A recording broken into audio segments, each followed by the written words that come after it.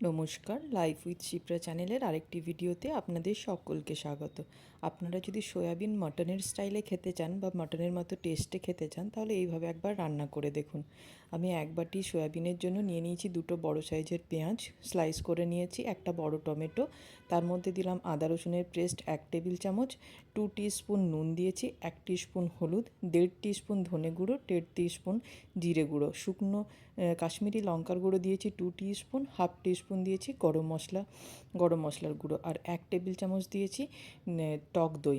তারপর যেটা main ingredient সেটা হচ্ছে মাটন কারি মশলা, সেটা দিয়ে ভালো করে মশলাটা মাখিয়ে নিয়ে তার মধ্যে ভিজিয়ে রাখা সয়াবিনটা দিয়ে ভালো করে মাখিয়ে নিতে হবে।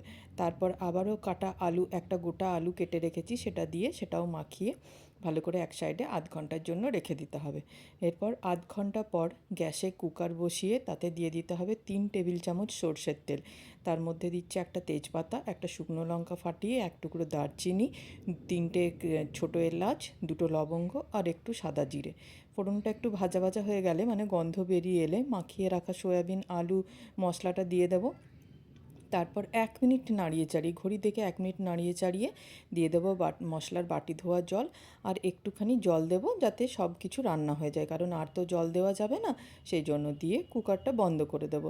এবার 2টো সিটি হওয়া অপেক্ষা করবেন। 2টো সিটির পর যখন খুলবেন, গন্ধে আপনার একদম মনে হবে মাটন কারি, আর দেখতেও হবে একদম মাটন কারির মতো।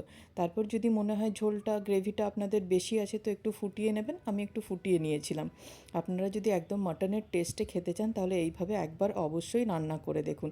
দুর্দান্ত স্বাদের সয়াবিন হয়। আপনাদের যদি আমার রান্না ভালো লেগে থাকে, তাহলে এখনও পেজটা সাবস্ক্রাইব করেননি কেন, প্লিজ সাবস্ক্রাইব করে দিন আমার চ্যানেলটা।